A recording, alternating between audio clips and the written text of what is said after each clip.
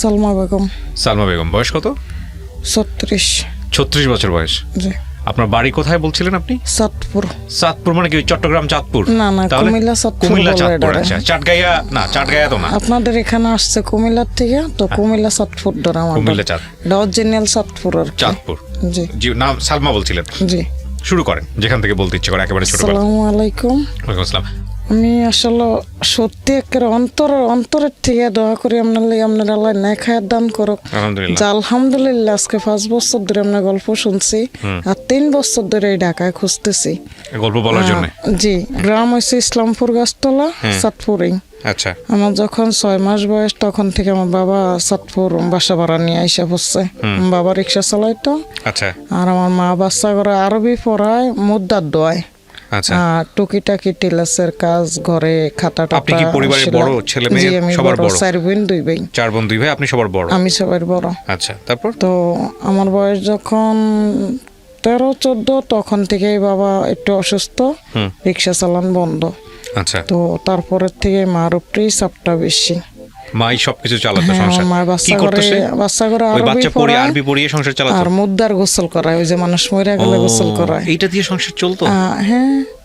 আর আপনারা ওই যে হাতে কাজ করা, বিভিন্ন নকশি করা, খাতা পাডি মইলা, আচ্ছা আচ্ছা আচ্ছা, মিশিংয়ে কাজ করা। মানে আমার মা আলহামদুলিল্লাহ অলরাউন্ডার, পর্দা, নামাজ, রোজা আর হাতের কাজগুলিও আলহামদুলিল্লাহ। তো এইভাবেই সংসারটা চলতেছিল। তো মনে হয় স্কুলে ভর্তি করাইছে যখন আমি 2তে উঠছি, 3তে পরীক্ষা দিব। একজনে যাই আমার মারে কইলো যে সালমার আম্মা এত গরিব, আপনারা তো সালমার একটা বাসায় কাজে দিয়ে দেন, তাও সারবো। মানে আপনাকে একটা বাসায় কাজে দিয়ে দিতে? জি। আচ্ছা। তো এটা আপনার তখন ঢাকায় জীবনের প্রথম আসা, এটা পূর্ব গোরান ধরে 100 টাকা বেতন দিবে, একটা বাচ্চা মানে রাখতাম। ওকে। তেজগাঁও কলেজের প্রফেসর ছিল ওই লোক। আর ওদের মহিলার বাড়ি হচ্ছে ফরিদগঞ্জ আর কি। ওকে। ফরিদগঞ্জের রূপসা ধরে। তো আমাদের চাঁদপুরের মহিলার বোন, বাস ওই বাসারই কাজের মহিলা আমার মার থেকে যায় নিয়ে এলো আমারে। তো আমার মায় আব্বায় আইনেই অগবাসায় দিয়ে গেল। তো 100 টাকা বেতনের কাজ জীবনের প্রথম, বাস এইভাবেই কাজ করতেছিলাম 1 বছর। লেখাপড়া বন্ধ হয়ে গেল? ওকে। 100 টাকা কাজের থেকে ওখানে 1 বছর কাজ করলাম। বাচ্চাটা একদিনকে করলে থেকে পড়ে গেল, আর ওই তেজগাঁও কলেজের প্রফেসর ওই লোকটা আমার মানে কানে গালে থাপ্পড় দিচ্ছে। থাপ্পড় দেওয়ার পরে মানে কোন একটা কারণে থাপ্পড় দিয়েছে? বাচ্চাটা কোলের থেকে পড়ে গেছে। আমি তো ছোট, আমি শুধু তখন প্যান্ট আর সেন্টো গেঞ্জি পরতাম। তো বাচ্চাটা এইভাবে মানে কোলে রাখতে রাখতে খুব ব্যথা, হাতটাও খুব ব্যথা। তো আমি একটু খাটের কিনারে দাঁড়া করাইছি, আর বাচ্চাটা পড়ে গেছে। আর লোকটা কানে গেলে একটা থাপ্পড় দিচ্ছে। তো পরে 1 বছর ছিলাম ওখানে। আচ্ছা। তারপর আমি কইছি আমি আর থাকতাম না। তো মারে যাইয়া আমি কইছি মা আমারে মানে কম খাওয়াইন না খাওয়াইন, তো আমি আপনাদের লগে থাকবো, আমার অনেক ফরন আপনাদের সারা। তো পরে মা কয় আচ্ছা যাইস না। তো মায়াও কইলো যে না আচ্ছা আমার অনেক ফরন পরে তোরা থাক। তো তখন আমরা ছিলাম, যখন কাজে দিছে 3 বোন 2 ভাই। হ্যাঁ, তারপরে মার কাছেই ছিলাম কয়দিন। মা এই টুকিটাকি করে, আমরা মার লগে লগে করে। তো মনে হয় 1-1.5 মাস পরে ওই মহিলারই বড় বোন যাইয়া কইতেছে সালমা 200 টাকা দিমু চট্টগ্রামে, আগ্রাবাদ মৌলভীপাড়া, ওই মহিলার বোনের বাসায়। আবার আমার মারে কয়েটে হেরা লয়ে গেল। তো ওই যে আমার মাছ আমি আর এটা কই না, ছোট্ট একটা থাবত থাক, আমি কিছু ইয়া করি নাই, মার থেকে আর কই নাই। তো থাক, মায় যখন দিয়া দিব দিয়া দুক। তো মায় আব্বা হেরা আবার দিয়ে দিল। তো ওই চট্টগ্রাম 200 টাকা করে 2 বছর কাজ করলাম। 2 বছর পরে মানে এর ভিতরে ঈদ আইলে চাঁদপুরে তো মহিলার বোনের বাসা, ওই যে ড্যানিশ কোম্পানির মালিক আর কি, জাকির মঞ্জিল, আমাদের চাঁদপুরে ওদের বাসা। তো ওদিকে বোনেরা বেড়াইতে এলে আমার মার বাসায় দিয়া যাইতো, ওরা ফরিদগঞ্জ চলে যেত ওদের গ্রামের বাড়িতে। তা আবার যখন ডালে লইয়া যাইত। তো এরকম করে 2 বছর কাজ করলাম। পরে আবার আমি কই মা আমার আর ভাল লাগে না, মানুষের বাড়িয়ে বাড়িয়ে থাকতাম আমনে করে থুইয়া। তা আবার আয়া পড়লাম, আইলাম আর আবার দিয়ে দিল সেই টাকা অন্য জায়গায় 500 টাকা বেতনের কাজে। তো এই কাজ করতে করতেই ওই টাকা আবার করলাম 2 বছর। 2 বছর পরে মমিসিং দিয়ে দিল। মমিসিং যাই করলাম 6 মাস, দিল 500 টাকা করে। আমাদের ওই চাঁদপুরেরই এক অ্যাডভোকেট, উনি এখন মারা গেছে। মাসে 500 টাকা? হ্যাঁ। আচ্ছা, তো মানে আস্তে আস্তে আমি বড়ই, আমার বেতনটা একটু বেতন বাড়ে। বাড়ে। তো এরকম করেই পরে 2002 সাল আইলো। 2002 সালে এপ্রিল মাসের 12 তারিখে নাম আবু সালাম, কচুয়াবাড়ি, এক মার এক ছেলে, হালকা পাতলা বেটে সুন্দরী, আর মানে কিচ্ছু চায় না আমার মারে। কেমনে জানি হের মামা তো ওনার বাসায় থাকতো, পড়াইলো যে আপনাকে সালমারে বিয়ে দিয়ে দেন। আচ্ছা, তো আমার মায়ে দেখলো যে আমি একটু কালা আর গরিব, জামাই যখন কিছু চায় না থাক দিয়ে দিতে। আমার আব্বাই জানে না, আমার খালার বাসা সাতপুরের একটু বাহিরে গ্রাম সাইডে, খালার বাড়িতে পাঠিয়ে দিল। আচ্ছা, বয়স কত তখন আপনার? তখন মনে হয় 14 কি 15 এরকম 14-15 হবে। বছর হ্যাঁ। বয়স। আচ্ছা, তো পাঠিয়ে দিল, আর ওখানে আমার খালতো ভাইয়েরা খালারা মিল্লা বিয়ে দিয়ে দিল।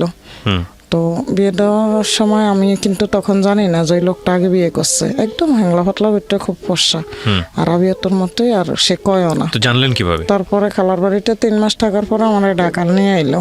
আচ্ছা, ঢাকা কইছে বাসা ভাড়া লয়ে থাকবো। ওইদিকে থাকা অবস্থায় আর ওই বড় বউটা এসে উঠলো, আর তখনই শুনলাম বড় বউ এসে কি বলতেছে? বড় বউ ঢাকা সাভারে কাজ করতো। তো আইসা বলে যে আপনি বিয়ে করছেন, আমি মানে বাদ কাপড় কিচ্ছু চাই না, আমার একটা মেয়ে আছে আপনার কাছে, তো আমি এদিকেই থাকবো। আচ্ছা, আপনার সামনেই? হ্যাঁ। আইসা এরকম মানে মানুষ টানুষ দইরা, এই যে ঢাকাটা মাদার টেক রাজারগাঁও মনে হয় ধরে, তো এদিকেই মানে আইসা উঠছে এই মহিলার ভাই বাপ টাপ নিয়ে এলাকার মানুষও। পরে এই হ্যারে খুব চাপ দিল, তো খুব দুরন্ত চালাক, তাই কাইচা বিয়া যখন করছি তো যে থেকে যে যায়। আচ্ছা, তো পরে আমি হ্যার হাতে পায়ে ধরে অনেক কান্নাকাটি করলাম, যেমন যখন বিয়ে করছেন আমগো হেগরতার কন্যা, আমরাও জানি না। তো মাত্র আমার বিয়ে হয়েছে, আমনে বউ বাচ্চা নিয়ে থাকেন, আমি আমার জীবনটা লিয়া যাই গে। তো পরে হ্যাঁ আমার এক্সট্রাভাবে নিয়ে বলে যে মানে বিয়ে যখন তোমার করছে মৃত্যুর আগ পর্যন্ত তুমিই থাকবা, আর ওই মহিলা কিন্তু গেছে গিয়ে আমার দাঁতন মেয়েটা থুইয়া, এখন যে শুনছে আমি বিয়ে করছে হেলে আইসে, কিন্তু সে থাকবো না। আচ্ছা, আর এই দেখো ডিভোর্স হয়ে গেছে আমাদের, ডিভোর্স একটা কাগজ দেখাইছে। তো আমি এত কিছু বুঝি না, ওইরা মারদারে ফাড়িয়া দেন। তো পরে আমি অনেক কান্নাকাটি করে সাতপুর গেছি গিয়ে আমার মার কাছে। ওখানে গেছি গিয়া জানি না ওই মহিলার লগে হ্যাঁ মানে কয়দিন ছিল বা কি, তো হ্যাঁ যায় সাতপুর উঠছে, আর আমি মায়েরা কইছি, আর মায়ে কইলেও যেন আপনি মিথ্যা কথাটা কইয়া নিলেন কা, আমার মেয়েটা কাজ করছে, আমার দাঁড়িয়ে ছিল, আপনি একটা বউ বাচ্চা আছে নিলেন কা। তো এরকম হামতামের পরে বলতেছে যে ওইটা একটা ভুল হয়ে গেছে, আর হেতো ভাত খাইতো না হয়ে গেছে গিয়ে হেলে এখন বিয়ে করছে। এখন আইয়া উঠছে যখন আমি আপনার মেয়ের লয়ে সাতপুরেই থাকবো। তো সাতপুরে থাকবো কইয়া পরে হঠাৎ করে মনে হয় 1 মাস একদম নিখোঁজ, কই গেছে খোঁজ করতে করতে দেখি আগের বউ এই ঢাকা এই রাজারগাঁও, হ্যাঁ এদিকে। পরে আমি আবার আইলাম আমার এক ননসের জামাইয়ের মামাতো বোনের জামাইয়ের লগে, এদিকে দেখি যে হ্যাঁ বলে থাকতেছে। পরে আমি কেমনে মিথ্যা কথা বললেন কা, থাকলে আমাদের সামনের থেকেই থাকেন, আমার আবার দিয়ে দেন। পরে কয় দুজনেই থাকো। তো ওই মহিলা গার্মেন্টসে কাজ করতো, এদিকে রাজারবাগ গার্মেন্টসে ঢুকে গেল, আমারও সাথে এদিকে মহিলা নিয়ে গেল। তো হ্যাঁ, তো গার্মেন্টসও এই জীবনের প্রথম, মানে দুজন মিলে একসাথে মহিলা দিতে যাচ্ছেন, যে মহিলা বাদ কাপড় কিছুই চায় না, বাস একজন গার্জিয়ান যে স্বামী আছে, এরকম করে থাকবো, মানে বাইরে মানুষে জানবো না যে এদিকে অন্য কোনো ফেস আছে বা কিছু। তো দুজনই বড় একটা ঘর নিয়ে থাকতো বারিন্দাটা, আমি থাকতাম ঘরে। তো মানে যেটা আমি প্রকাশ করতে পারলাম না, এখন আসলে যার সাথে জীবনটা মানে কষ্টগুলি ঘটে শুধু একমাত্র সেই বোঝে। তো আমি জানতাম যে আমার স্বামী, কিন্তু ওই মহিলার সাথে কোনো সম্পর্ক নাই, আর সেও বলছে হ্যালো কিছু না, কিন্তু 1 দিন 2 দিন 3 দিন মানে একত্রে খারাপ অবস্থায় ওদেরকে আমি নিজের চোখে দেখছি। তারপর আমি আবার সাতপুর সরে গেলাম, মানে যে থাকতাম না তোমার দ্বারে, তুমি তোমার বউ বাচ্চাই নিয়ে থাকো, আমি যাই গে। পরে আমি সাতপুরে গেলাম গিয়ে মায়ের লগে সুন্দর আসছিলাম, মানে 15 দিন থাকার পরে সে যাইয়া উঠছে আবার। পরে সাতপুর যাইয়া মানে আমাকে বাড়িওয়ালা, আমরা ভাড়া থাকি, তো বাড়িওয়ালা অন্য মানুষ টানুষ দৌড়ে আমি এদিকেই থাকবো। ছোট্ট একটা বাসা নিল, সুন্দর মায়েরও আছে, হ্যাঁ সুন্দর কাজকর্ম করে, মাছের ব্যবসা করতো আমাদের চাঁদপুর আড়তের থেকে মাছ নিয়ে বাজারে বসে বিক্রি করে। আপনার জামাই মানে আপনার হাজবেন্ড? হ্যাঁ। আর বড় বল্লভের কইছে সব বেজাল শেষ, একটা মেয়ে আছে। বড় বউকে সাথে থাকতো না, ঢাকার থেকে এটা সব বিদায় করে দিয়েছে, একদম শেষ। তো চাঁদপুরে বাসা টাসা নিয়ে সুন্দর থাকতেছিলাম। এর ভিতরে মনে করেন কয়দিন পরে নিখোঁজ হয়ে যায়। তো হঠাৎ করে 2005 সালে আমার বড় মেয়েটা হয়েছে। 2002 সালে বিয়ে হয়েছে। 2005 সালে জানুয়ারির 21 তারিখে ফারহানা আক্তার লতা আমার বড় মেয়ে। আচ্ছা, এই বড় মেয়েটা হয়েছে হওয়ার মনে হয় 1 মাসের না 2 মাসের ফেটে তুই একদম নিখোঁজ। হওয়ার 15 দিন আগে আইসা সে আবার বাইক নিয়ে গেল। বাড়ি এসে কচুয়া সিংগুয়া গ্রাম ধরে, এটা কচুয়ার থেকে সিংগুয়া গ্রাম ধরে ওখানে নিয়ে গেছে। তো ওই মেয়েটা এদিকে হয়েছে খুব কষ্ট, মাইদুর খাওয়ার নাই গ্রাম। তো এদিকের থেকে 26 দিনের মেয়েটা নিয়ে আইসা পড়লাম। আইসা হ্যাঁ তো আর আইয়ে না, আমি আমার মতো কাজকর্ম করি, ওই মা হ্যাগোর লগেই থাকি। বাচ্চাটা মা হ্যাগো ধরে দিন বেড়ে থাকে, মার ধরে ওই রাত্র হইলে আমার লগে আর কি। তো এইভাবেই মানে ওই যে মানুষের বাসায় বা হাসপাতাল যখন যেটাই মানে যেটা সুবিধা হইতাম কাজ করতাম থাকতাম। সে আবার হঠাৎ করে আসলো, আইসা বলে যে ভুল করে লাইছি এই সেই। পরে খোঁজ করে দেখলাম সে বরিশালের এক মহিলারে বিয়ে করছে।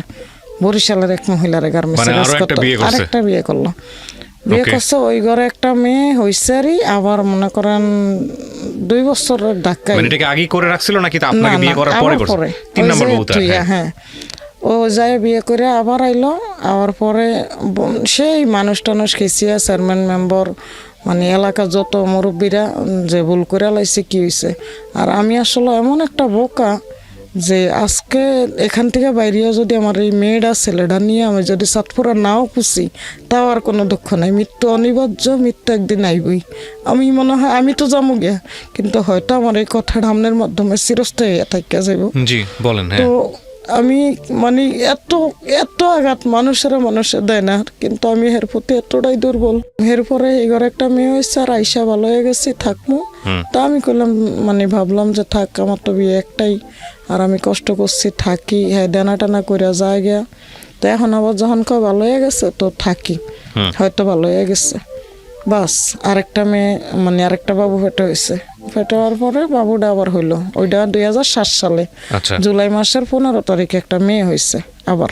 আচ্ছা, ওই মেয়েটা 3 নম্বর ওয়াইফের ঘরে আমার আপনার। হ্যাঁ, ওই যে ওখান থেকে আইসা পর ওখানে একটা মেয়ে হয়েছে, তারপরে এসে আপনার আবার আমার কাছে আইসা ভালো হয়ে গেছি। সংসার মানে আবারও ঘরটর ভাড়া নিল, কাজকর্ম মায়ে মানে কিস্তি টিস্তি উড়িয়ে দেনা ফেনা করে টাকা দিল, ব্যবসা বাণিজ্য করে খাইলই সুন্দর একটা বাসা লইয়া থাকতেছি।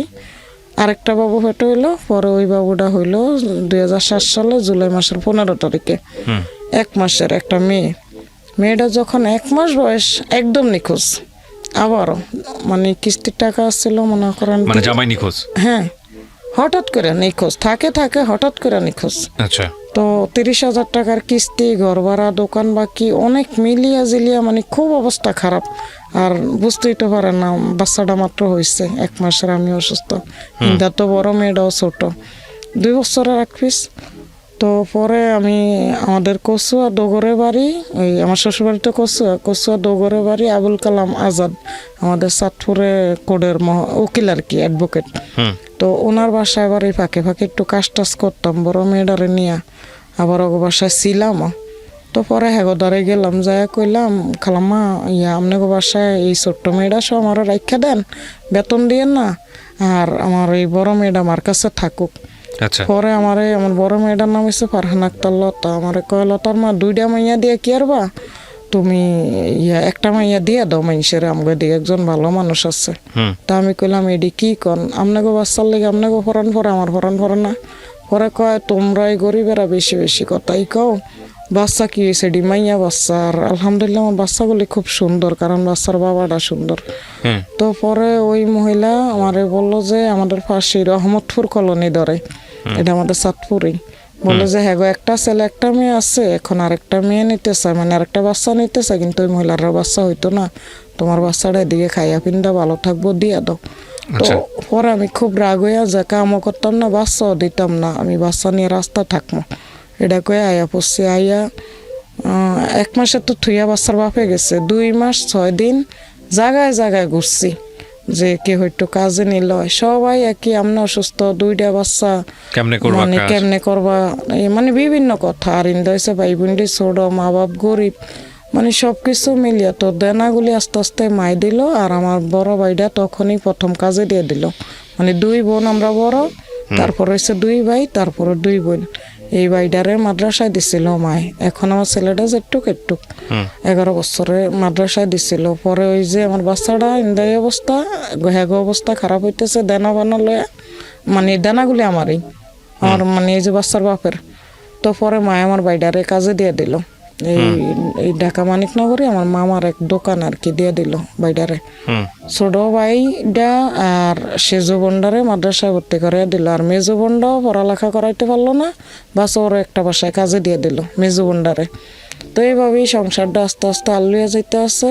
আর মানে কি আর যা বলা যায় না, যেগুলি আর আসলে এগুলি এখন মুখে বললে সবাই বলে যে এটা একটা গল্প, ঠিক আছে, আপনি বলেন। তো এরকমই আসলে জীবনটা আসলে অনেক কষ্টের। তো এরকম করেই পরে আমি বাধ্য হয়ে আবার ভাইয়ের মতো হ্যাগোদার আইসি।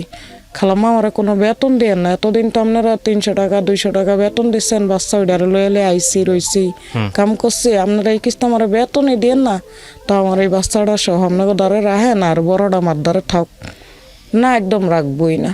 তো পরে হেরা সহই ওই আমাদের রহমতপুর কলোনি, হ্যাঁ একটা ছেলে একটা মেয়ে আছে, ছেলেটা হয়েছে তয়ন আর মেয়েটা হয়েছে ফিতি। ওই পরে আমার মেয়েটারও দেখে বাস নিয়ে গেল 2 মাস 6 দিনের। তো যেদিনকে আমি দিয়েছি 2007 সালে রমজান মাসে, 8 রমজানে দিছি।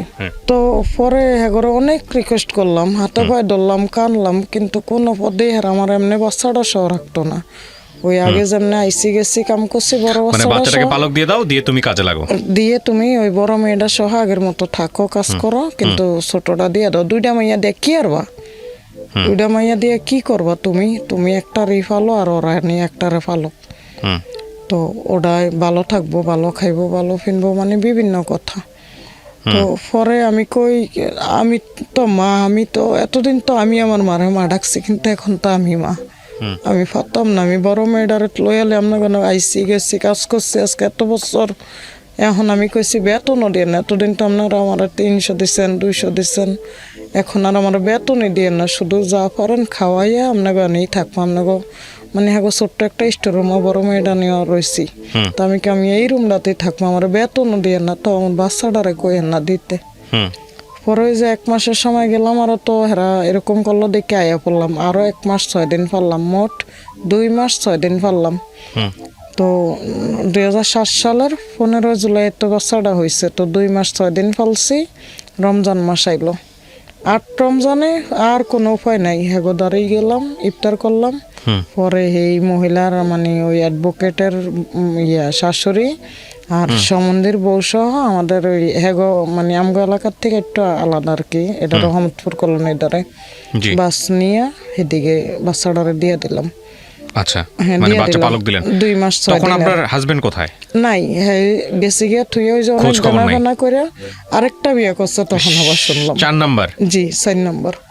তো পরে আরেকটা বিয়ে করছে, বাচ্চাটারে কি কর্ম দিয়ে পরে বড় মেয়েটা সহ এগোটারেই রয়ে গেলাম। আর আপনার তখন 2টা মেয়ে? 2টা মেয়ের থেকে একটাই এসে দিয়ে দিল হেরার সবাই। না, 2টা মেয়ের মধ্যে একটা পালক দিয়ে দিলেন, আর একটা হচ্ছে নিয়ে তাকে নিয়ে কাজে লাগলেন। হেগোদারেই থাকলাম, হেগোদারেই কাজ করতে আসছি, হেগোদারে সবচেয়ে বেশি যে আমি সেফে আছি, পর্দায় থাকবো এখানেও সেফে। আর মা বাপ গরিব ভাই বোনের দ্বারে মানে মা বাবা কোনো সাপোর্ট দিতেছিল না ওই সময়টাতে? না, মা বাপ গরিব কই আর ভাই বোন দিন ছোট কই, আমি আগে উপরে চাপ দিতে চাই না, থাক আমার বাচ্চা যাও। আচ্ছা, আর ওই যে দেনাডি করে ঠিক আছে, বাসা ভাড়া দোকান বাকি, তারপরে ঘর ভাড়া কিস্তির টাকা, হেলে আমি কই থাক মা, হেরা হেডিন দেও, বাইডারাও কাজে দিয়ে দিচ্ছে। তো থাক, বাচ্চাটারে দিয়েছি। দেওয়ানোর সময় 8 রমজানে কোলের থেকে ইফতারের পরে হেগো বাসায় গেছি, এগো বাসায় ইফতার করে জাগরে দিমো, এসার আজান দিছে যাইয়া, যখন কোলের থেকে এইভাবে হাতে করে উঠে দিচ্ছে হেগো কোলে, এই অন্যটা এমনি ধরে রাখছে, আর আমরা ইচ্ছা বাচ্চাটা চোখে দিয়ে পানি পড়ছে। আর ওই 8 রমজান সকালের থেকে শুধু বাচ্চাটা কান্না করতো। বাচ্চার বয়স কত ছিল যখন? 2 মাস 6 দিনের। এই 2 মাস 6 দিনের বাচ্চাকে পালক দিতে হয়েছে? আমার কাছে 2 কপি ছবি আছে, এই যে নিয়ে আইছি, যেদিনকে দিয়েছি এদিনকে। আর বাচ্চাটা দেখলাম না, অবাক হয়ে যাবেন যে 4-5 মাসের বাচ্চা। ওহো, যেদিনকে মানে দিছি 8 রমজানে, এদিনকে আবার পাশের একজনে আমার কয় লতার আম্মু আজকে আমগো মেহমান আইব, তুমি একটু বাসাটা পরিষ্কার করে দিও। তো কতক্ষণ পরে ওরা এগো বাসায় যাই, একটু কাজ করলেই ওই ছোট্ট বন্ডারে দিয়ে মা আবার ডাকে আনে গেলে একটু দুধ খাওয়া যা। তো আইলে আমি যদি দুধ দিতে লইতাম, দুধ খাইতো না সে। ওই আমি নিতাম এভাবে বুকের মধ্যে, সে তার হাতটা দিয়ে আমার গালে ধরতো, এখানে এমনি এমনি হাত লাগাইতো, হাত পাগুলি নড়াইতো আর আমার দিকে খালি ছায়া থাকতো। তা আমি কই তুই আর এরকম করলেও লাভ নাই, আজ যত তোর আমি দিয়েই আমো, পারলাম না তো আমি রাখতাম, তুই আমার মাফ করে দিস। তো কোনোদিন তুই বড় হয়ে আমার মা কবি আমি এই অপেক্ষা থাকবো। তো এরকম মানে আমি আসলে অত বুঝি না যে আজকের দিনে আমি একটু ভাত খাইয়া বাঁচবো, এই দুইটারও খাওয়াইয়া পড়ালেখা করাইতে পারবো। যদি জানতাম তাহলে আমি দিতাম না। কোন কষ্টে যে আসলে একজন মা তার সন্তানকে পালক দেয়, পৃথিবীর কত ভয়ানকতম কষ্টের ঘটনা এটা, এটা একজন মা ছাড়া আসলে কেউ বুঝতে পারবে না। তো পরে দিয়ে এলাম 8 রমজানে, 2007 সালের 8 রমজানে, 2 মাস 6 দিন পারলাম আর কি। তো দিয়া আইসি আইয়াম আর এই যে রুমে বাচ্চাটা হয়েছে সেই গড্ডাতে খুব ছোট। তো ওই মায়ে যে দানা দেওয়ানোর লেগে বাড়ির লগের তো গুলি ঘর ভাড়া কেমনে দিব, হে এলাকাতেই কিস্তি মানে ওই যে যেটা রেল মানুষ কিস্তিতে টাকা ওড়ে না, তো হে এলাকাতেই আবার দোকান বাকি, তো একসাথে তো দিতে পারতো না। তো সেদিকে আয়া পড়লো মায় আরেক এলাকার। সেই দরজাটার দ্বারে গেছি আর দেখি যে লাগে যে বাচ্চাটা সেই জায়গাত যেদিকে বাচ্চাটা হয়েছে 2 মাস 6 দিন যে গড্ডাত ফালছি। পরে আমি আমার আব্বারে মারে দৌড়ে ভাজা করে কাঁদছি। যখন বাচ্চাটা দিছি মায় আমার লগেই ছিল, মায় বড়টারে কোলে লয়ে গেছে আর ছোট্টটা আমার কোলে ছিল। হেগো বাসা যখন কোলে দিয়া পরে বড়টারে টান দিয়ে আমি কোলে লইয়া পরে বাসাতে পড়ছি। তো দেওয়ানোর সময় আমার শুধু একটাই চাওয়া ছিল, আপনাকে দ্বারা আসছে যখন আমরা এক এলাকাতেই অল্প হারাক, তো আমার একটু আইলে চাইতে দিন, আমি আর কিচ্ছু চাই না। আমি কোনো কইতাম না আমি মা বা আপনারাও কিচ্ছু করার লাগতো না, হারাগের থেকে চাইয়া যাবো। পরে ওই ভদ্রলোক আমার কয় সামনে যে মনে কয় আইয়েন চাইয়া যায় দেখে যান, হ্যাঁ লেখালেখি করে দেন নাই তো? তো পরে এটা কইছে কোনের পরে তো এরকম 2 দিন পরে ওনার কি বাচ্চা কাচ্চা ছিল? একটা ছেলে একটা মেয়ে। তারপরেও নিছে? মেয়েটা হচ্ছে প্রীতি আর ছেলেটা হচ্ছে তয়ন। না কিন্তু ওনার বাচ্চা থাকার পরেও কেন নিছে? আরেকটা বাচ্চা মানে নিতে চাইছে, আর ওই মহিলা খুব মোটা হয়ে গেছে আর বলে বাচ্চা হবে না এই কারণে নিচ্ছে। আর আমার মেয়েটা অনেক সুন্দর মাশাআল্লাহ, বাচ্চাগুলো এই যে বড় মেয়েটা আনছি দেখেন, তো বাচ্চাগুলো সুন্দর। তো দেখে পরে থাক লয়ে গেল দিয়ে এলাম। তো 2 দিন পরে 4 দিন পরে যাই, আর যেদিনকে রাত্রে দিয়ে এলাম এর পরের দিন সকালে উঠতে একটা দৌড়, সারা রাত্রে মানে দুধ জয়রা পুরো আমার জামা পাল্টে কুলাই না। তো সারা রাত্রে আমি আর ঘুমাই না, সকালে আমি মনে করছি যে বাচ্চাটা নিচ্ছে অনেক কান্নাকাটি করতেছে দুধের লেগে। তো দৌড়িয়া গেছি, যাইয়া দেখি খুব কাঁদতেছে, এরকম গেটের দ্বার থেকে আওয়াজ পাইছি বাচ্চাটা একটা রুমের ভিতরে। পরে আমি দৌড়িয়া আইয়া এরকম দরজার দ্বারে দাঁড়াইছি, ওর কান্না মানে আর কোনো কান্না নেই। পরাইয়া দৌড়া মানে আর সাহসে কোলাইলো না যে নিমুনি। পরে ওই মহিলার মাই কয় কি লইয়া একটু নিয়ে আরেকরকম একটু দুধ, তুমি একটু দুধ খাওয়াই আনো। মহিলার বাপেও এই মহিলা বলে যে না আর দুধ খাওয়ান লাগতো না, কালকে রাতের থেকে যখন বাদ হয়ে গেছে আর দেওয়ান লাগতো না। তো পরে থাক আর দিলাম না, একটু কোলে নিয়ে। টাকা পয়সা দিয়েছিল আপনাকে? না না না আমি কিচ্ছু আনি না, আমি শুধু কই চাইলে একটু চাইতে দেন, কিচ্ছু আনি না। তো পরে থাক ফুইচা টুইচা বাচ্চাটারে আয়া পড়ছি। তো এরপরের থেকে আস্তে আস্তে যতই কষ্ট হোক, আর এই যে এরকম দুধ যাইতে যাইতে মানে আমি খুব অসুস্থ হয়ে গেলাম আরও বেশি, মানে সেই গড্ডাই আর থাকতে পারতাম না। ঘরের দ্বারে গেলেই দেখতাম বাচ্চাটা কান্দে চোখের সামনে। তো পরে বাসাটা চাইরা ওই যারা নিয়ে দিল হ্যাগো ধরে বড় মেয়েটা নিয়ে গেলাম গিয়া। তারা করলো যে 300 টাকা বেতন দিব, খামু থাকবো বাস, হ্যাগো সব কাজ বাস, থাকতেছি খাইতেছি এরকম করে। আর ওই বাচ্চাটারও মাঝে মাঝে যায় যে চাই 1 সপ্তাহ 10 দিন 15 দিন এরকম পরে। তো পরে এখন একদিন হঠাৎ করে আমার ওই লোক মানে বাচ্চার বাপের কথা সব শুনে টিনা ওই মহিলাটাই হয়তো নিশ্চয় কেউ পরামর্শ দিচ্ছে, কয় যখন এত খারাপ বাবাটা যদি আবার আইসা কখন একটা ঝামেলা করে এই সেই, পরে কি বলে সাদা কাগজ নাকি এরকম আমার 2 কপি ছবি নিয়ে একটা সই নিল। পরে বলে যে মানে লিখিত আপনি দিলেন যে আপনি নিজের ইচ্ছা বাচ্চাটা দিয়ে দিচ্ছেন। তো তো এরকম একটা কাগজে লিখছে। হ্যাঁ, তো আমার মায়ে আমার কয়বার কইছিল যে একটা কাগজ চাইয়া তুই রাখ, তো আমি কই থাক, লাগতো না। পরে ওই ভদ্রলোক বলছে, আপা আপনি চিন্তা করেন না, আপনার বাচ্চা আমার দ্বারা মনে করেন যে আপনার দাঁড়িয়ে আছে, আপনি দোয়া করেন। আর আলহামদুলিল্লাহ আপনার বাচ্চা খুব ভালো, শান্ত। তো আমগরও বেশি জ্বালায় না, আমগো দুইটাই কিন্তু আমগরে জ্বালাইছে। তো এইভাবেই থাকতেছে। থাক, আমি আমার মতো ওই বড় মেয়েটা নিয়ে ওই হ্যাগো দ্বারাই থাকি, কাজ করি। তো এরকম কয়েক বছর গেল গিয়া। যাওয়ার পরে আবার আইলো এই শয়তানটা, ওই ফাঁকে দিয়ে আবার আইছে বাচ্চাটা দেওয়ার। হ্যাঁ হ্যাঁ, দেওয়ার 1 বছর পরে আবার আইছে। আইসে সবাই এবার ধরছে, দৈরা হেরে, মানে এলাকার মানুষেরা 2-3টা থায় থাবর দিয়ে লাইছে। এরপরে চেয়ারম্যান মেম্বার। তো ওই যে আমি গাদায় যাই মানুষের হাতে পায়ে দৈরা যেন ওরা মাইরেন না, ওই কিলি গাইছে, জিগাইতেছেন, জিগান। পরে ওই সবাই সামনে বলতেছে যে ভুল তো যা করছি তো করছি, আর কোনোদিনও ভুল করবো না। এরকম করে মানে চুপচাপ যে দিকেই থাকবো। ও মা, পরে বাড়িতে খুঁজলে দেখি যে আরেকটা বিয়ে করে বউ বাইত গেছি, বাইত কচু আমি গেছি। তো সবাই বলতেছে যে এটা হচ্ছে তোর বাড়ি, তোর ঘর, আমগো বাইতো না, আবার আমার এদিকে একটা ঘর উড়িয়া দিছে, অল্প মানে যা জিনিসপত্র পাচ্ছে দিছে। তো পরে বলে যে তোর বাড়ি, তোর ঘর, আর তোর 2টা বাচ্চা, তোর অধিকার আছে। এই মহিলা কে?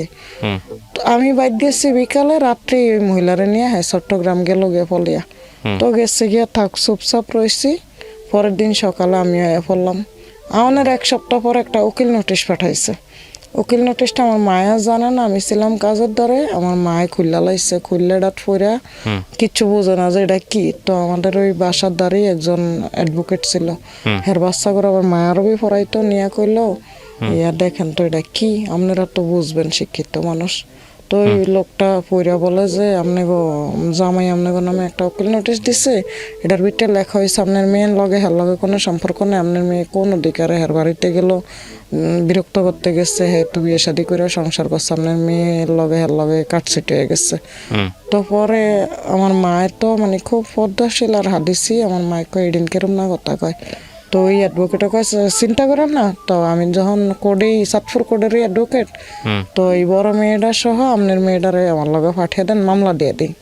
তো নারী নির্যাতন মামলা দিয়ে দিল। এই মামলা করলেন? জি।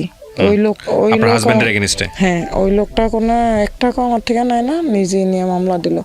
বাস ওই মামলায় সে মানে ধরা পড়লো। মামার নাম মানে আমার শাশুড়ির নাম, মামা শ্বশুর নাম, আর আমার স্বামীর নাম। তো মামা শ্বশুরের নাম আর শাশুড়ির নাম কাটিয়ে লাইছে। হ্যাঁ, যখন নাম কাটাইব তখনই অন্য একজন আমার কইলো, সালমা আজকে তো জামাই আইয়া নাম কাটিয়ে লাইব, তুই কোর্টে যা। তাই আমি বড় মেয়েটা নিয়ে কোর্টে গেছি, আর উকিলের জানাইছি যে আজকে বেলায় নাম কাটাইতে আইলো। তো পরে দিয়া উকিলও তাড়াতাড়ি মানে ঢুকিয়ে দেখে যে সে ওই কাঠগড়ায় দাঁড়ানো। পরে বললো, জজরে বললো যে এই তো আসামি, নাম কাটাইতে আইছে। বাস ওখানে আমার মুখের থেকে মানে যা জিগাইলো জজে কইলাম, ওখানে আটকে লাইলো, অ্যারেস্ট করে দিল। হ্যাঁ, অ্যারেস্ট করার পরে 1 মাস জেল খাটলো। তারপরে সে জামিন চায়, তার মারে দিয়া মামা তো বইনা ঘরে দিয়ে আমার বাসায় সমানে খবর পাঠায়, সালমার একটু আইতে কন, সালমার মারা আইতে কন। মানে ওই যে আমরা মামিয়ে দুনোটাই দুর্বল, যখন আইয়া মার হাতে হয় দত্ত যে আপনি কিছু হালাট টালাট করে দেন, আমি ভালো হয়ে গেছি, আজ যাইতাম না, আমি কেমনে নাইলে কি করে খামো, আমি তো ব্যবসা কাজ জানি। তো মায়ও টাকা দিয়ে লাইতো, আমি শুনতাম না। আর আমি তো ওই যে হের প্রতি দুর্বল এতটাই, একটা সীমা ছাড়া। আজকের এই পর্যন্ত ওই যে হের দিকে চাই আছে, এমনি থাকতেছি, দিন শেষ। তো বাস আমিও পরে এদিকে আইলাম, আইসার কইতে আছে যা করেন না একটা কর, তুই পারবি, তুই আমার তাহলে যাবিন দিত কো। তো আমি উকিলের কই, আমি কই হ্যাঁ সময় চাইতে আছে, হ্যাঁ আপনারা যে কদিনের এই সময় দেন, হ্যাঁ কি করতে চাইছে আপনার, হ্যাঁ তো আর কোনো ভাইবেন নাই। তো হ্যাঁ এই যা করতে হইব, তো আপনারা সময় দিয়ে দেখেন কি করে। এই জানোয়ারে জেলের থেকে বাইরে আইসা আমাদের এখানে চেয়ারম্যান মেম্বার ওই উকিলের হাতে পায়ে দৌড়া, আরও খুব মানুষ টানুষ, ওই যে ডিবির অফিসার টফিসার দৌড়া যে আমি সংসারই করবো, সংসার কর্ম কইয়া আইয়া পরে কয় তাহলে কোর্টে যাও। পরে কোর্টে উঠতে হারে জজের রায় দিছে, কইলে বউ বাচ্চা নাও, নাহলে কাটছেট করে যাও। সে বউ বাচ্চা নিমো কইয়া আইসা মনে হয় কয় মাস, 4 মাস ছিল। 4 মাস, হ্যাঁ 4 মাসের ভিতরেই এই ছেলেটা ফেটে পড়লো। হ্যাঁ হ্যাঁ, এই ছেলেটা 2 মেয়ের পরে ছেলে, এই ছেলেটারে 2 মাসের ফেরত একদম নিখোঁজ। আর বর্তমান ছেলেটার 11 শেষ, এই পর্যন্ত আর কোনো আমাদের সাথে আর কোনো যোগাযোগ নাই না। তো তারপরের থেকে এই ছেলেটার মেয়েটা নিয়েই এই জীবন যুদ্ধটা চলতেছে। আপনি মাঝখানে দেশের বাইরে গেছিলেন? হ্যাঁ, আমি আইসি রমজানের আগে, এই 6 বছর ওমান ছিলাম। 6 বছর একটা নোমান ছিলেন? না, 1 বছর পরে পরে ছুটি আইতাম। 10 মাস ওখানে, 2 মাস বাংলাদেশে। মানে 6 বছর যাওয়া আসার মধ্যে 6 বছর? এই 5 বার আইছি। 5 বার আসছেন? 1 বছর ধরেন ছুটি, 5 বছর ছিলাম। তো এই 5 বছর 6 বছর ধরে কিছু করতে পারছেন? নিজের ভাগ্য উন্নতি কিছু করতে পারছেন? উন্নতি কিছু না, মেয়েটা ক্লাস 10-এ পড়ে, এখন মেট্রিক পরীক্ষা দিব মাদ্রাসা, ওই যে বাইরে লিগা দিতে পারে না। আর ছেলেটা ক্লাস 4-এ, মাদ্রাসা একটা বন্ধ না, আরো 2-3 জায়গায় দিয়েছি, কিন্তু কান্না করে আইসা পড়ে। আচ্ছা। ওই বোনের ঠেয়া যাইতো না। আর এর ভিতরে একেবারে আরো বেশি ভুল করছি যে এই সুযোগে আমার এই মানে স্বামীর লগে যুদ্ধ করতে ইন্দাবার ভাই বোনগুলি বড় হয়েছে। ওই মেজো বোনটার ওই যে বাসায় কাজে দিয়ে দিল। ওই কাজ করা অবস্থায় মেজো বোনে মনে হয় 13-14 এরকমই হবে, একটা বয়স্ক লোকের থেকে নিজে নিজে বিয়ে বয়ে লাইলো। ওই যে দেখছে আমার বোনটা, মেজো বোনটা। আচ্ছা, সরি। তো মেজো বোনটা এর ভিতরে একটা বয়স্ক লোকের লগে বিয়ে বয়ে লাইলো নিজে নিজে, যে আমার কষ্ট মায় দিয়ে তো থাক। ওই লোকটা টাকা পয়সা দেখাইছে, একটু আর্থিক অবস্থা ভালো দেখাইছে। ওই লোকটার কিন্তু বউ বাচ্চা আছে, জানায় না। বাস আমার বোনটা নিজে নিজেই বিয়ে বয়ে লাইলো যে আমগো সংসারটা মনে করছে একটু যদি উঠতে পারে। বাস ও মা তো উঠবো থাক, যে নিজেরই অশান্তি, ঝগড়াঝাটি।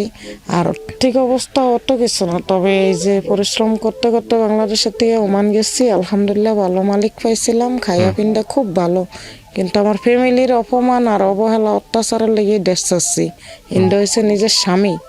তো মানে সবকিছু মিলিয়ে ঘৃণা দুঃখে যে সবাই দাঁত থেকে সরে গেলে হয়তো নিজের স্বামীও নিজের ভুলগুলি বুঝতে পারবো, বা ভাই বোনগুলি, মা বাপ সবাই মানে বুঝতে পারবো।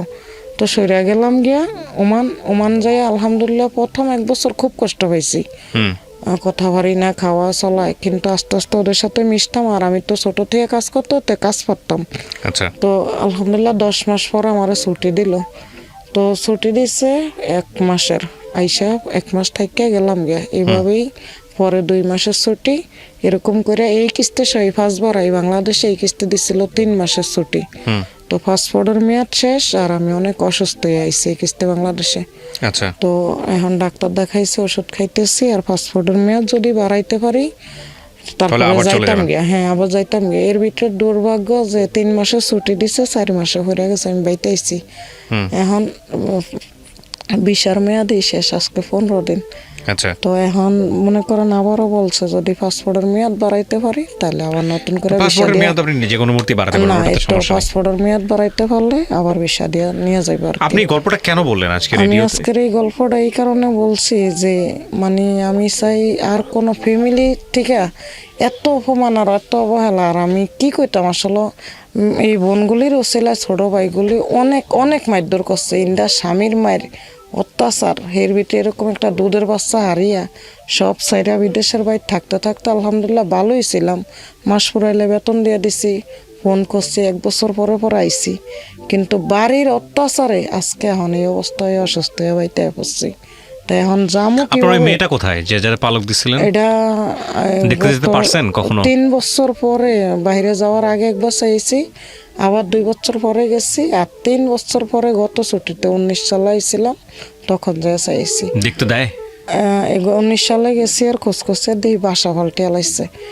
তো বাসা পাল্টিয়ে কই গেছে পরে মহিলার বাপের বাসাটা হয়েছে রহমতপুর কলোনিতে। গিয়ে দেখা করতে পারছেন? ওখানে যাইয়া মহিলার মারে ধরে অনেক কান্নাকাটি করলাম। যাইয়া শুনলাম ওই বাচ্চাটা যেই লোক নিচ্ছে স্ট্রোক করে মারা গেছে, আর মহিলার বাপেও স্ট্রোক করে মারা গেছে। আর মহিলার ওই যে ছেলেটা ইটালি গেছে গিয়ে, মেয়েটারও বিয়ে দিচ্ছে, মেয়েটা জামাই মেয়েটারে নিয়ে গেছে ইটালি। তো এখন আছে কি ওই মহিলার আমার মেয়েটা। তো আমি করলাম আমার একটু দেখান। তো গত ছুটিতে 19 সালে, তো পরে আমার বাসা দূরের থেকে দেখিয়ে দিচ্ছে। আমি যাই কলবেন টিপ দিচ্ছে, মেয়েটাই দরজা খুলছে, ওই ছোট মেয়েটাই যে আপনার মেয়েটা? জি। তো খুলসারি পরে আমি কই তোমার আম্মু আসেনি। তো যাই ডাক দিচ্ছে, আর এই মহিলার লগে মানে অনেকক্ষণ কান্নাকাটি কইরা কথা টথা কইয়া, তবে এমনি মেয়েটারে মানে ধারেও একটু আইতে দেয় না। আর দূরের থেকে শুধু বলে যে তোমার আন্টি এসছে, সালাম দাও। তো আন্টি আসসালামু আলাইকুম, মানে ওই মেয়েটা জানে না না যে আপনি তার আন্টি আসসালামু আলাইকুম বাস। আহা। তো এই ধরেন আপনি বসে রয়েছেন, মহিলার পিছন দিয়ে ওই মেয়েটা দাঁড়িয়ে এই যে ইন্দা ভাই বোন আমি আমাদের দিকে তাকিয়ে থাকে, চোখে দিয়ে আপনার চাহানি পরে একদম দেওয়ার পরের থেকে এই দৃশ্যটা সব সময় দেখি। ও চুপচাপ তাকিয়ে থাকবো, আর আগের থেকে চোখে দিয়ে শুধু ওর পানি পড়বো। আর পরে তো শোনা ওর যায় পানি পড়ে চোখ দিয়ে, ওর চোখে দিয়ে শুধু পানি পড়বো, একদম সব সময় এমনি তাকিয়ে থাকবো, ওর চোখগুলি টলমল টলমল করবো আমাদের দিকে তাকিয়ে, বাস আস্তে পানিটা পড়ে যাবো। তো এই 3 বছর পরে যখন 19 সালে যাইছি আর গেছি, তখন ওই মহিলাটা একটু শুধু বলছে যে আন্টি আন্টি আসসালামু আলাইকুম, এটা কইছে রে মহিলা কয় যাও তোমার স্যার এসছে, স্যারের দ্বারা যাও গে। মানে সামনে থাকতে দেয় না। না, তো মহিলার লগে যতক্ষণ কথা কইছি তারপরে টাইয়া বললাম, আর এখন আর করতে পারি না। এই কিস্তে যে বাইতেছি। আপনার বাচ্চা এখন কয়জন? এখন এক ছেলে এক মেয়ে, যে আমার সাথে এসছে। আর ওই হাজবেন্ডের খোঁজ খবর নাই? না, এখন আর খোঁজ খবর নাই। তবে ওই যে যখন জেলের থেকে বাইরে এলো, যেই মহিলাটার বাড়িতে থুয়ে ওই মহিলার বোনের বিয়ে করছে, মোট এখন 5টা হচ্ছে। তো এতদিন কই ছিল জানি না, তবে এই কিস্তে এখন বাংলাদেশে এসে শুনলাম যে সে চাঁদপুরে ওই মানে আরেক মহিলা। উনি যদি আবার আপনার কাছে আসে তো মানবেন? আর সম্ভব না। এখন আমি এমন অবস্থা যে এই যে মানে কথা বলতেছি বুক ব্যথা বাইরে গেছে। ঠিক আছে, আচ্ছা, আমি এখন একটু দর্শকদের একটু বলি, শ্রোতাদের একটু বলি। সালমার যে গল্পটা, এই গল্পটা খুব অল্প সময়ে এখানে উপস্থাপিত হলো, কিন্তু সালমার গল্পটা আমাদের অন্তরের মধ্যে অন্যরকম একটা মোচড় দেবে এই কারণে যে উনি যে মানুষটাকে জীবনে পেয়েছিলেন, এইরকম মানুষ কিংবা এর চাইতেও হয়তো খারাপ মানুষের জীবনে আসে, সেটা বড় কথা নয়। আজকের এই গল্প সমস্ত কিছুকে ছাপিয়ে গেছে। সেটা হলো এই বাবার উদাসীনতা এবং সালমার দরিদ্র অবস্থা, এবং সেই দরিদ্র অবস্থায় সন্তানদেরকে পালক দিয়ে দেওয়া। আমার যদি ভুল না করে থাকি, আমি খুব ছোটবেলায় একটা ছবি দেখেছিলাম, ছবিটার নাম হচ্ছে মরণের পরে। সেখানে আলমগীর এবং শাবান অভিনয় করেছিলেন। আপনাদের যদি ছবিটি দেখা থাকে তাহলে আপনারা দেখবেন। আমার মনে আছে আমি তখন ক্লাস 6 অথবা 7 পড়ি এই সময়ের ছবি, এবং এই ছবিটা দেখে আমি ফুপিয়ে কেঁদেছিলাম ওই ছোটোবেলাতে। কাঁদছিলাম এবং খুব লজ্জা পাচ্ছিলাম যে কীভাবে কান্নাটাকে হাইড করা যায়। সেই দৃশ্যগুলো মনে পড়ে। তো আজকের এই গল্পটা কিছুটা আমাকে ওই শৈশবে ফিরিয়ে নিয়ে গেল। ওই ছবিটাতে সম্ভবত আলমগীরের খুব বড় অসুখ হয় এবং বাধ্য হয় তারা তাদের সমস্ত বাচ্চাদেরকে দত্তক দিয়ে দেওয়ার জন্য। তো অদ্ভুত একটা ছবি, এবং এই ছবিটা জীবন ছুঁয়ে যাওয়ার মতো। আর আজকে যখন সালমার কাছ থেকে আমরা এই গল্পটা শুনছিলাম তার বাচ্চাকে নিয়ে, আপনারা হয়তো দেখতে পারেননি, তার 2 চোখ দিয়ে অশ্রু ঝরছিল। এবং এইরকম সালমা আমাদের সমাজে অসংখ্য আছেন। আপনারা নিশ্চয়ই জানেন যে আমি একটা অনুষ্ঠান করতাম একসময় রেডিওতে হতো না, এটা সোশ্যাল মিডিয়াতে হতো, Dhaka FM lost and found. এখন আমি আমার পেজ থেকে আপন ঠিকানা নামে একটা অনুষ্ঠান করি। তো এই কথাগুলো এই কারণে বলছি যে হারিয়ে যাওয়া সন্তানরা তাদের পরিবারে ফেরে এই অনুষ্ঠানের মধ্য দিয়ে, এবং সেখানে তাদের যে আকুতি, বা সেখানে তাদের ফেরার যে আকুতি, বাবা মা ফিরে পাওয়ার পরের যে অবস্থাটা দাঁড়ায়, সেটা বাংলাদেশের মানুষ এখন জানেন এই সোশ্যাল মিডিয়ার এই অনুষ্ঠানের কল্যাণে। তো আমি আসলে অনেকখানি অনুভব করতে পেরেছি আজকের এই এপিসোডটা।